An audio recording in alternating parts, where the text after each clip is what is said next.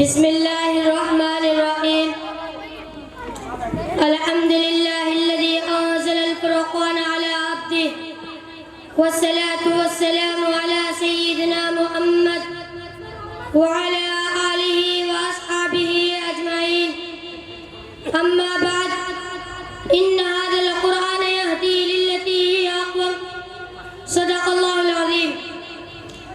میرے واجب الاحترام اور اساتذہ اکرام، علماء اکرام اور میرے ہم مکتب ساتھیوں اور مجمع میں بیٹھے میرے نوجوان اور بزرگ حضرات، السلام علیکم ورحمۃ اللہ وبرکاتہ۔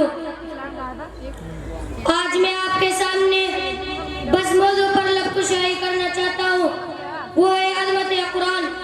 قرآن مجید وہ عظمت والی کتاب ہے جس کے اندر ہمیں کسی شک و شبہ کی گنجائش نہیں۔ قرآن کریم وہ عظمت والی کتاب ہے جو ہمارے لیے رہبر ہے۔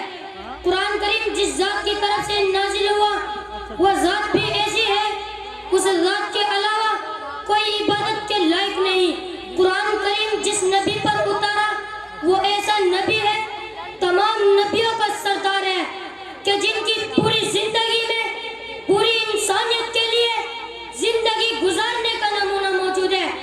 قرآن کریم جو فرشتہ لے کر آیا وہ تمام فرشتوں کا سردار ہے۔ قرآن کریم وہ عظمت والی کتاب ہے جو ہمارے لیے رہبر ہے۔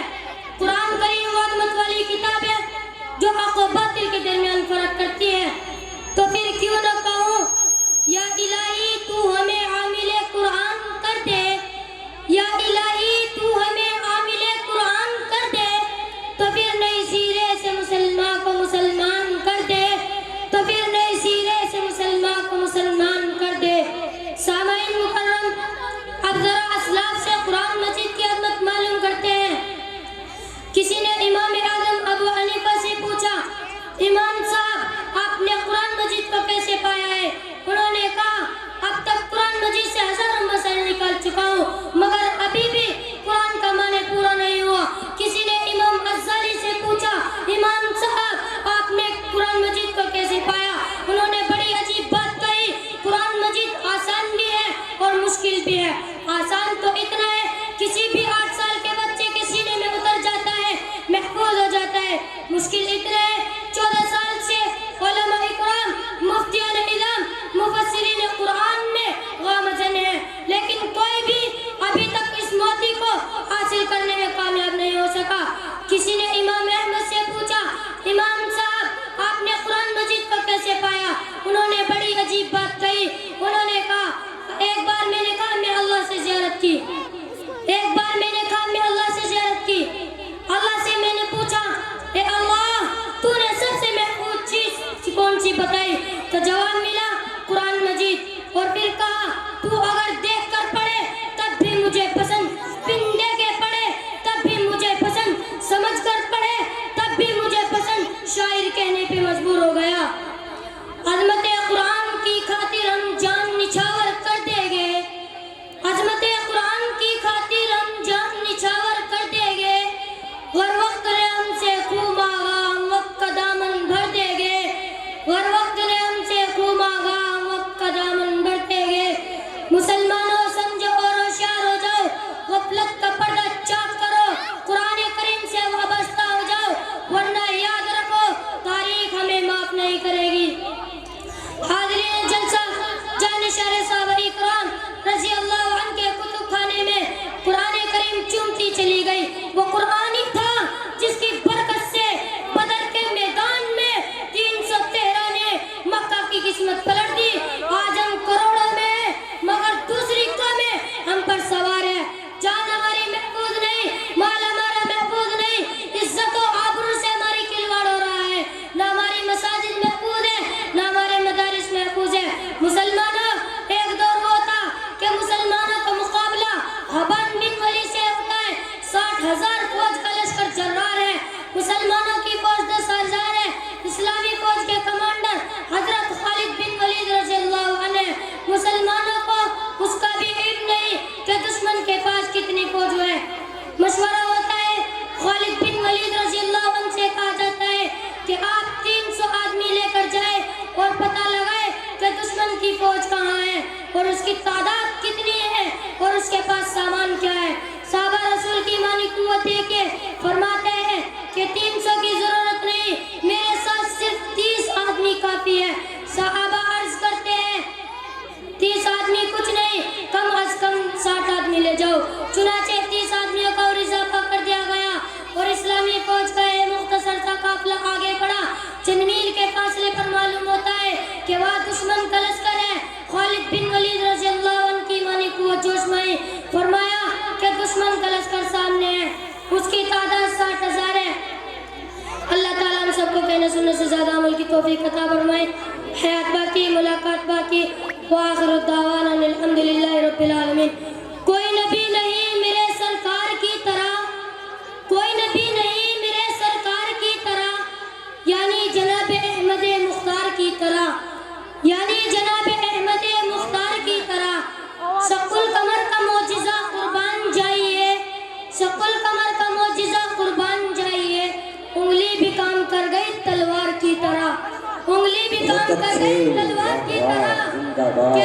قال اللہ تبارک و تعالی فی القرآن المجید والفرقان الحمید، فاعوذ باللہ من الشیطان الرجیم، بسم اللہ الرحمن الرحیم، انا اعطیناک الکوثر فصل لربک وانحر ان شانئک الابتر۔ معزز علماء اکرام اور حاضرین جلسہ، میں آج آپ حضرات کے سامنے حضور صلی اللہ علیہ وسلم کے متعلق گفتگو کروں گا۔ میرے دینی بھائیوں، میرا اور آپ کا یہی ایمان ہے کہ حضور صلی اللہ علیہ وسلم کے مقام سے بہتر کسی کا مقام نہیں۔ میرے بھائیوں، ساری کائنات کے درخت اگر کلمے بن جائے اور ساری دنیا کے سمندر اگر سیاہیاں بن جائے اور ساری دنیا کے درختوں کے پتے اگر کاغذ بن جائے اور ان کاغذوں پر لکھائی شروع کی جائے، قیامت تک دنیا ان کاغذوں پر تحریر کرتی رہے گی۔ سمندر سیاہیوں سے خشک ہو سکتے ہیں، درختوں کی قلمیں ختم ہو سکتی ہے، کاغذوں پر لکھتے لکھتے کاغذ ختم ہو سکتے ہیں اور دنیا کے سارے کاتب پیغمبر کی شان تحریر کرتے کرتے تھک سکتی ہے، لیکن نبی علیہ السلام کی شان مکمل نہیں ہو سکتی۔ میرے بھائیوں، حضور صلی اللہ علیہ وسلم کی شان کے مقابلے کے برابر کسی کی شان نہیں۔ حضور صلی اللہ علیہ وسلم کی شان بہت افضل ہے۔ میرے بھائیوں، قرآن پاک میں کئی سو آیات میں اللہ رب العزت نے نبی علیہ السلام کی شان بیان فرمائی۔ میرے بھائیوں، حضور صلی اللہ علیہ وسلم کا درجہ کتنا بلند تھا، توجہ کرو۔ حضور صلی اللہ علیہ وسلم کے ذکر سے بہتر کسی کا ذکر نہیں، حضور صلی اللہ علیہ وسلم کی شان سے بہتر کسی کی شان نہیں، حضور صلی اللہ علیہ وسلم کے مرتبے سے بہتر کسی کا مرتبہ نہیں، نبی علیہ السلام کی آنکھوں سے بہتر کسی کی آنکھیں نہیں، نبی علیہ السلام کے گفتار سے بہتر کسی کی گفتار نہیں، نبی علیہ السلام کے علاقے سے بہتر کسی کا مسکرانا نہیں، نبی علیہ السلام کے مسکرانے سے بہتر کسی کا مسکرانا نہیں۔ حتیٰ کہ نبی علیہ السلام جس رات میں آئے وہ رات سب راتوں سے اعلیٰ، جس دن میں آئے وہ دن دنوں سے اعلیٰ، جس مہینے میں آئے وہ مہینہ مہینوں سے اعلیٰ۔ نبی علیہ السلام جس مہینے میں آئے وہ مہینہ مہینوں سے اعلیٰ۔ نبی علیہ السلام نے جس پتھر پر قدم رکھا وہ پتھر سب پتھروں سے اعلیٰ۔ نبی علیہ السلام کی شان کا مقابلہ کوئی نہیں کر سکتا۔ میرے بھائیوں، قرآن نے کہا انا اعطیناک الکوثر، اے پیغمبر ہم نے تجھے کوثر عطا کیا۔ اس کی یہ آیت کب اتری، اس کی شان نزول کیا ہے کہ جب رسول اللہ صلی اللہ علیہ وسلم کے حقیقی بیٹے ابراہیم علیہ السلام صلی اللہ علیہ وسلم کے گود میں بیمار تھے اور بیماری کی وجہ سے تڑپ رہے تھے، اور نبی علیہ السلام اللہ رب العزت کے دروازے پر جا کر رو کر کہتے تھے کہ اے اللہ، میرے دشمنوں کو تو نے 7 بیٹے دیے اور مجھے 2 بیٹے دیے، وہ بھی لے لیے، اب تیسرا بیٹا دیا، یہ بھی بیمار ہے، اے اللہ تو اسے شفا عطا فرما۔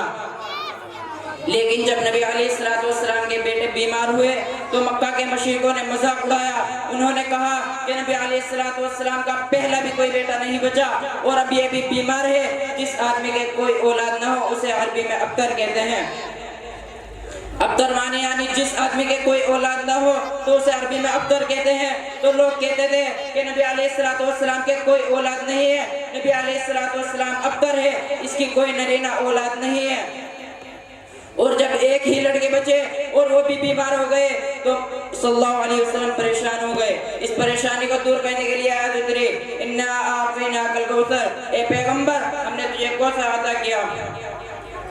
फसल्लि लिरब्बिका वन्हर, ए पैगंबर तू नमाज पढ़ और कुर्बानी कर, इन्ना शानिक वल अब्तर, और तेरा जो दुश्मन होगा उसकी कोई औलाद नहीं होगी। इस पर गौर करो, इन्ना शानिक वल अब्तर, एक पैगंबर अब्तर तेरा दुश्मन होगा। वो दुश्मन हुजूर से कहता था कि हुजूर अब्तर हो गए, हुजूर की औलाद नहीं होगी, लेकिन कुरान ने कहा ए पैगंबर हमने तुझे कोसा अता किया, तू नमाज पढ़ कुर्बानी कर, और तेरा जो दुश्मन होगा उसकी कोई औलाद नहीं होगी। नेटवर्क कमी है थोड़ी। इन्ना आतैना कल कौसर, ए पैगंबर हमने तुझे कौसर अता किया। आप हैरान होंगे कि जो कौसर लफ्ज आया है दुनिया के सारे समंदर मानी समंदर इस कौसर में बंद है। किसी ने कहा अर्श से फर्श तक, मशरिक से मगरिब तक, शुमाल से जुनूब तक, तहत सिरात से अर्श मुअल्ला तक, दुनिया की जितनी अच्छाइयाँ, जितनी नेमतें, जितनी अजमतें और जितनी रफ़ातें हैं उन तमाम को एक जगह जमा करो तो इसका नाम कौसर है। और इसको अरबी में कहते हैं खैर कैसर, यानी सारी दुनिया की भलाइयाँ। आसमान पर कोई अच्छाई हो, जमीन पर कोई अच्छाई हो, हुस्न की अच्छाई हो, जुमाल की अच्छाई हो, बशासत की अच्छाई हो, सदाकत की अच्छाई हो, अजमत की अच्छाई हो, मक्का की अच्छाई हो, मदीने की अच्छाई हो, हमने तेरी झोली में डाल दी।